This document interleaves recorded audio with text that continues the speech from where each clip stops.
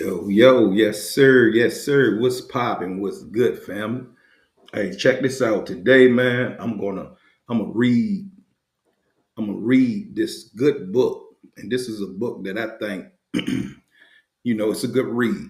Um, I'm still reading it, but I found it so interesting, and it resonates with me because what I'm about to read, I'm already there with it.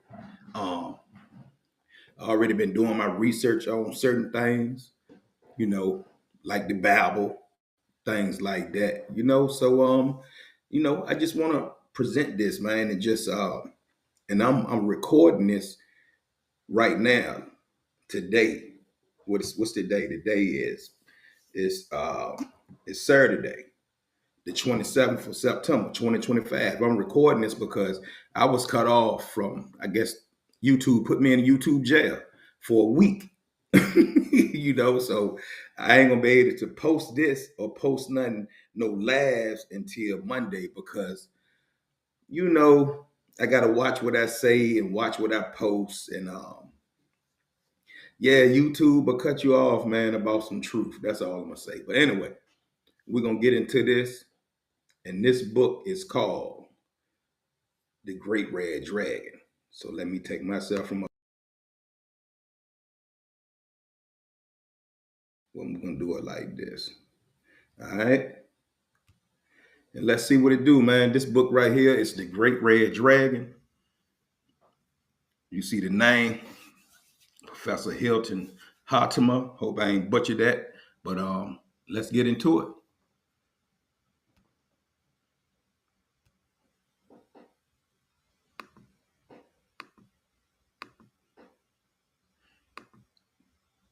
Chapter 1, Ancient Scriptures.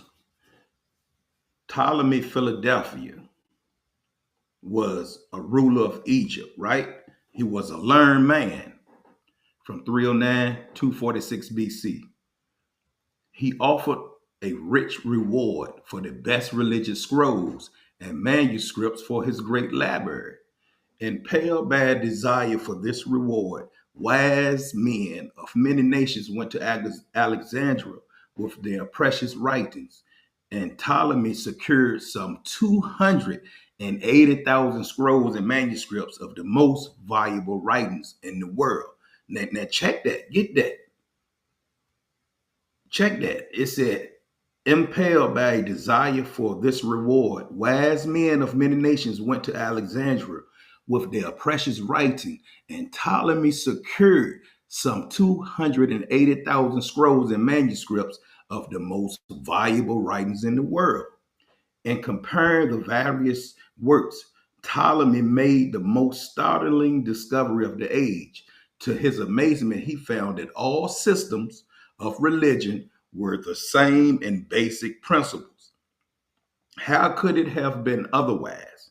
All men spring from the same source, they all inhabit the same universe in which all elements and forces, all suns and stars, all mountains and men, all water and women are basically the same.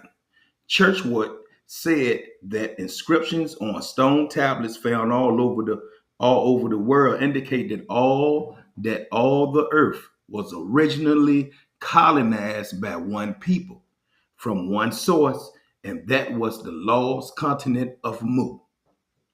Furthermore, the evidence shows that all religious systems are but copies of one original system. And I hope y'all can see this, man. And vary in different countries as only the customs of the people vary. So all ancient religions based on this grand cosmic unity were basically the same for all nations and for all races. So what this is saying that all thought systems were the same at one time. I don't want to say they believed the same thing, but all thought systems, spiritually, was the same, right? So let's see. So all ancient religions based on this grand cosmic unity were basically the same for all nations and all for all races.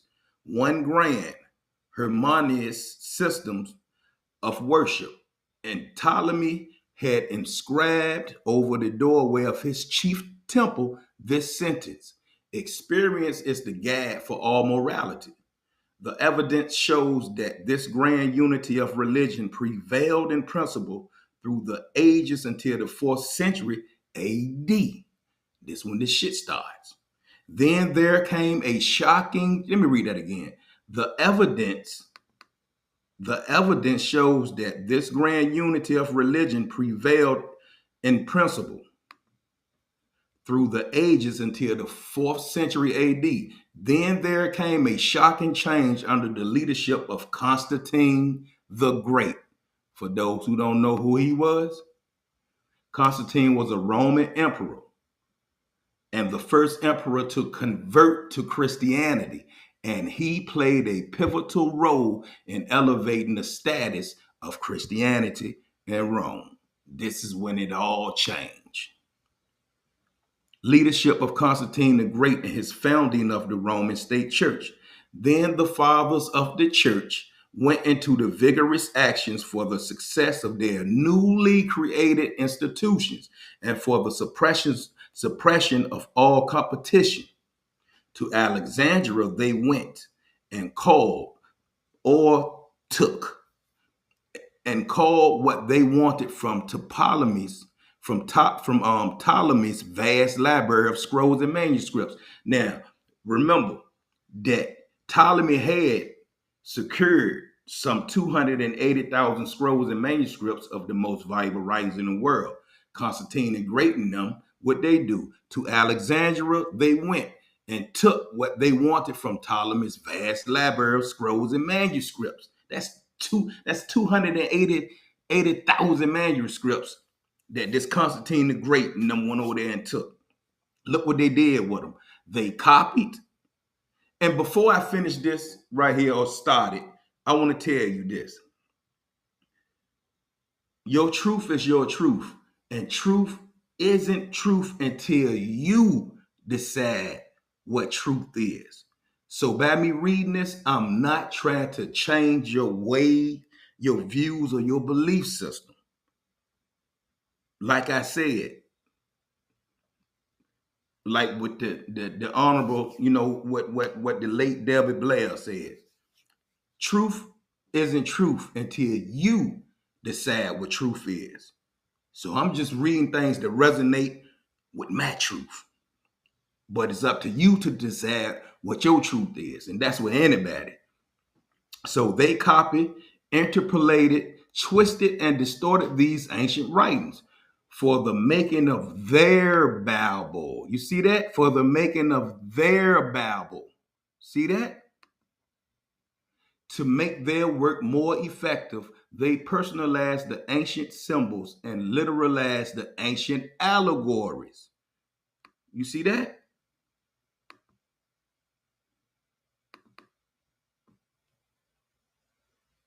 What's an allegory? A story, poem, a picture.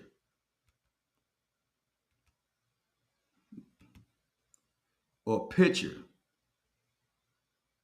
Hold on. A story, poem, or picture which can be interpreted to reveal a hidden meaning, typically a moral or political one. Pilgrim's Progress is an allegory of the spiritual journey, a symbol. So they copied, interpolated, twisted, and distorted these writings for the making of their Bible to make their work more effective.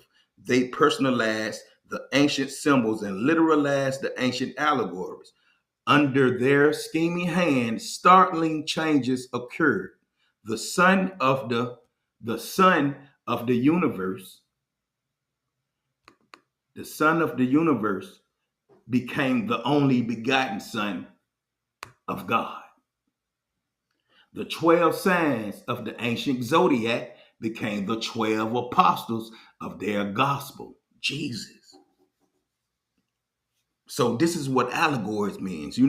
They had certain things in their writings You know what? I'm going to fall back and just read. The redemption of man became a blood washing process in which all sorts of criminals and murderers were cleansed of their sins by their belief in a crucified Savior. To aid in the promotion of the new religion, Constantine issued an edict freeing all criminals and slaves upon conditions. Now, he ready to free slaves and criminals upon condition. What's the condition? That they embrace the new religion. Come on now. This was only the beginning of the atrocious work. For 1,000 years, the people of Europe were to witness and to suffer the most horrible catastrophe ever recorded in the annals of history. Read the Holy Inquisitions and the Bible, Church and God by W.M. McCarthy.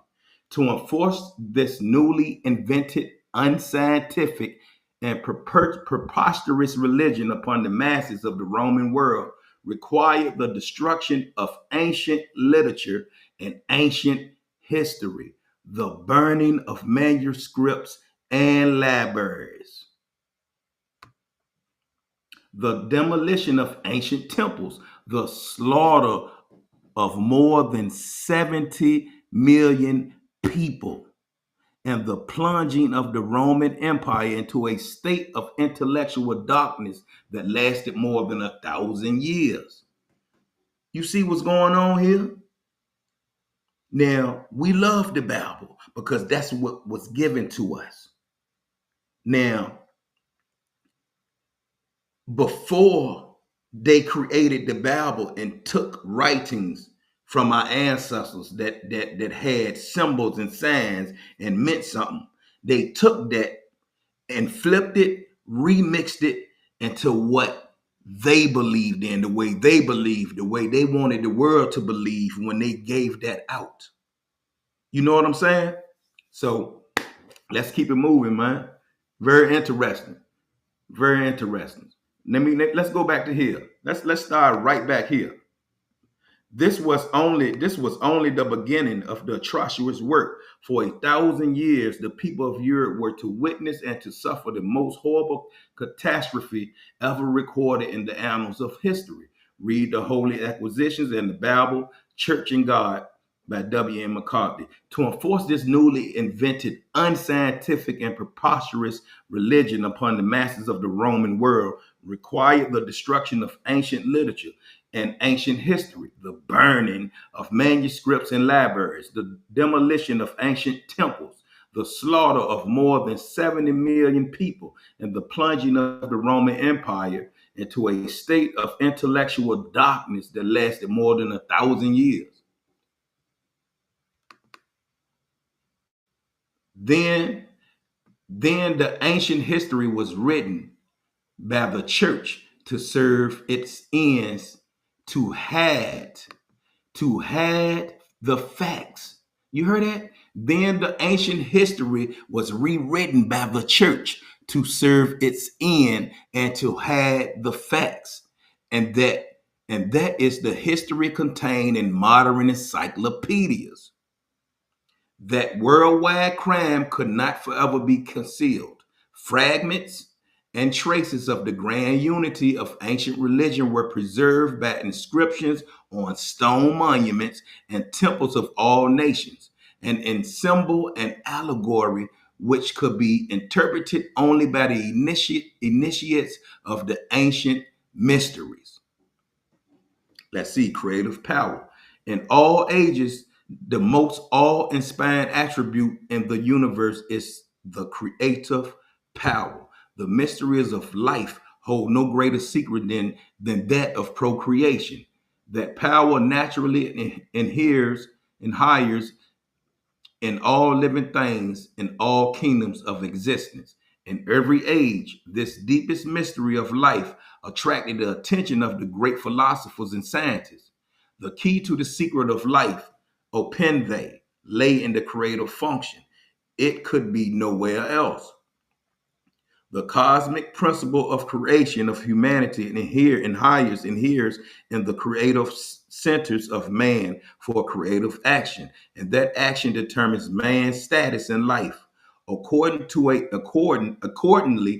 a study of the creative function was, with the ancient masters, scientific in intent and pure in purpose. In their scientific and exalted state of mind, they regarded as most sacred and most vital that part of man possessing the mysterious power of creation. And possessing that cosmic power, man is a creator in his own right. He is an independent creature. He is the God of his own being and existence. That's why we call each other like, peace, God. What's up, God? Because I know that I am a God. I'm not the creator, though. The creator, you can't see like you can see a God. A God is a man. That's another thing they flipped in the Bible. That's why you see gods in there, and it's plural. It's gods. Once you start to know the difference between a God and the creator, then you're going to start on your journey. He is an independent creature. He is the God of his own being and existence.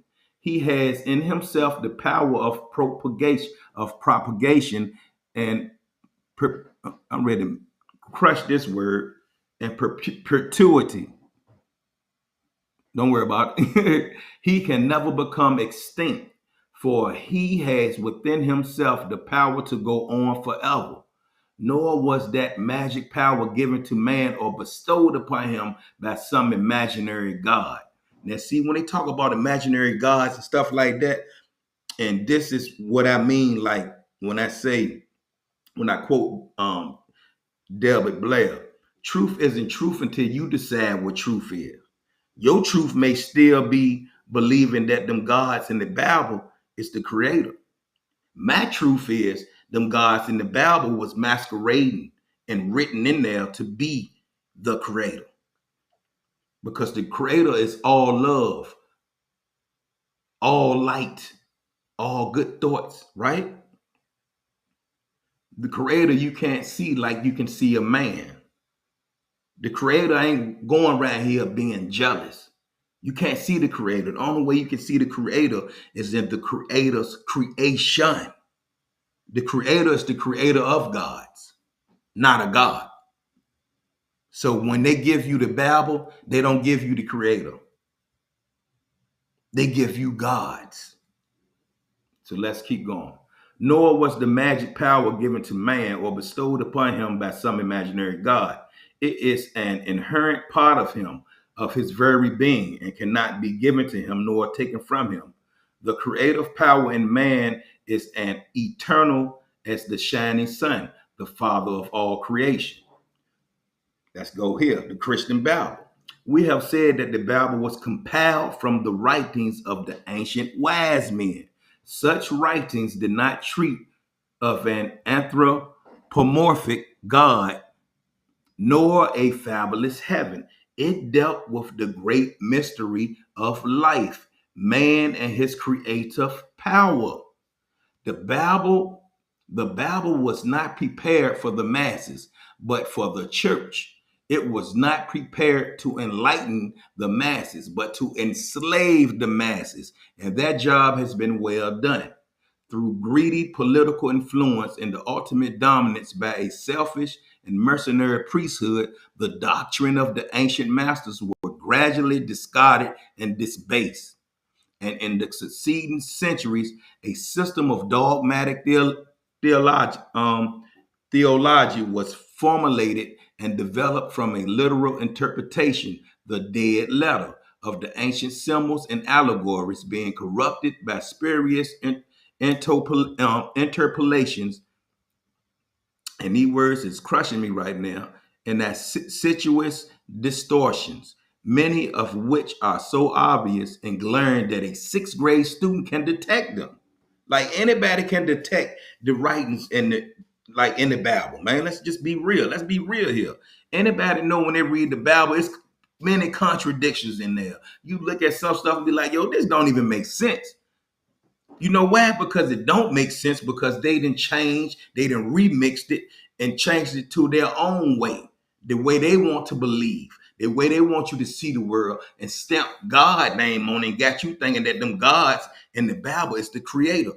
And now you hypnotized and scared and think if you read something else that's telling you to follow, not to follow, like the Bible, you scared and thinking that God gonna cut your head off. That's control. That's control right there. Why you think the slaves were given certain pages in the Bible? Obey your master and stuff like that. But you got people that will say, oh no, you wrong. It's precept upon precept, line upon line, here a little, there a little. But like I said before, truth isn't truth until you decide what truth is. So that's their truth.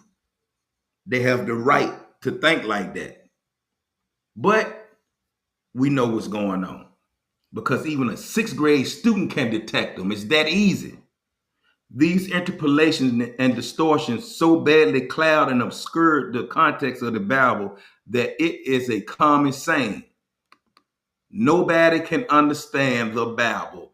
The reason is clear. A literal interpretation of the Bible does not make sense. Another reason why it is difficult to grasp the correct meaning of the context of the Bible is the fact that slight changes creep into the meaning of words and phrases from age to age. And in the course of 2,000 or 3,000 years, these changes become so great that a literal translation of an ancient literature will leave us in the darkness as to the original meaning. There is still another factor too important to be disregarded. The contents of the Bible were translated from foreign languages unknown to us. Now, with that being said, you got people who read fluent Hebrew, they went to school for it, they teach it, but the Hebrew doesn't mean nothing. I don't want to say it don't mean nothing because it's good to you learn another language, you learn Hebrew, but it still doesn't change the misinformation in the Bible. That's all I want to say. The contents of the Bible were translated from foreign languages unknown to us, and it is impossible to translate one language to another by a mere change of words. The best that can be done is to express the sense and meaning of another language, that is, to interpret, explain, or recapitulate. At this point, grave danger enters in the work of translation. It puts in the hands of the translator the power to express in his own way and according to his own views, bias, and prejudice. Let's read that again and let's highlight that and let's save that. At this point, grave dangers enters in the work of translations. It puts in the hands of the translator the power to express in his own way and according to his own views, bias, and prejudice the sense and meaning of the material he is translating. And we take what the translator gives us. This simple. This real simple. The ancient scriptures were translated by a group of men who were preparing literature for their own Bible. Their own Bible. You see that? And it was their desire, intention, and purpose to make their Bible teach what they wanted it to teach, what they were instructed to have it taught or teach. That they tried to do and that they did do, and that is the reason why the results of their work is such a maze of puzzling pictures that nobody can understand the Bible. And so the ways of heaven are dark and intricate, puzzled with mazes, and perplexed with error. Addison. The best that any man can do in his search for the secret of the science of ancient masters is to select such parts of the arcane doctrine in the Bible as are cautiously unveiled, and then, in a consistent and steadfast course, trace them down to their logical conclusion. And let's do a little bit of this. The Edenic Garden. The masters studied man as a creative being. Their motto was, man, know thyself, and thou wilt know the universe and the gods. So until you get knowledge of yourself, you won't have knowledge of the gods. Then you'll know the difference between the gods and the creator once you start to know thyself. That was their message to man inscribed on the walls of their temples. You see, they left things on the temple walls that couldn't be changed or rewrote or rewritten or remixed or stolen. That's why, you have to go back to, and do your research on certain things, because some things they can't change.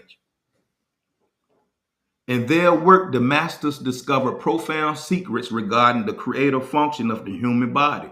These secrets became a sacred science and was concealed from those who were morally unworthy to receive it.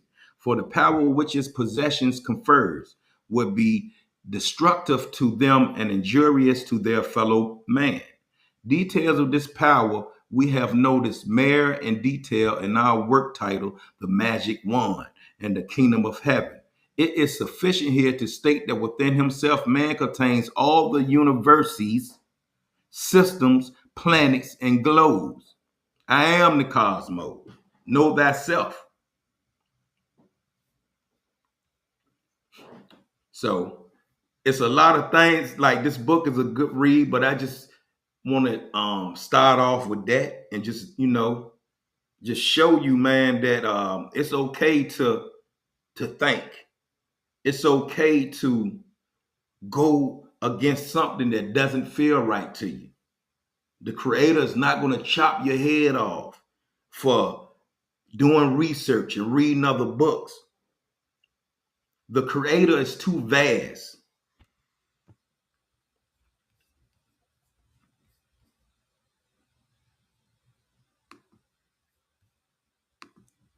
The creator is too vast for you to think that you can put the creator in a book. You can't do that. You can't do that. It's the creator is too vast for that. You can't do that, man. You know, and one thing I like to say, the Bible gives you laws and regulations, right? But when you look at the laws in there, it's about bloody sacrifices, killing innocent animals. Now, get out your religious mind as I'm talking so you can receive it. I was there one time. Nothing against my Israelite brothers. I was an Israelite for a while. Like, I became an Israelite in like 2010, 2011, 2012, something like that. And I let that doctrine go. Now, have I dropped the Bible completely? No, because now I can read between the lines and I take bits and bits from out of it. And I see the allegory in it. Things that I stayed with the Bible is like, in the beginning, man was given the fruits and the vegetables to eat. I understand that, because that what goes with our body.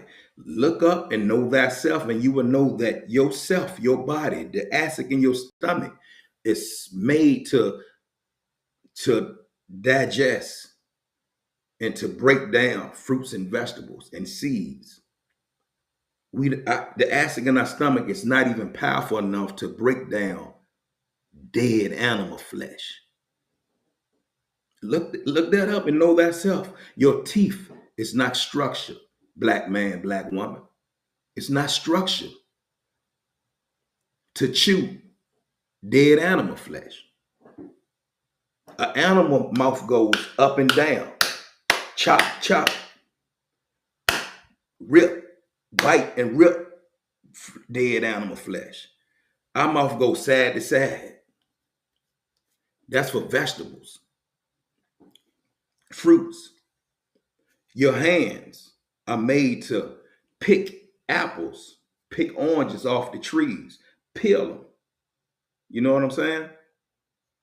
I can go on and on, but I know a lot of people gotta like stuff microwave. They don't like to look at long videos. So this 30 minutes, and that's just something I want to share. So I will be reading more of this book, The Great Red Dragon. Hold on, give me a minute. Hold on, don't mess up on me, baby. Put my charge in.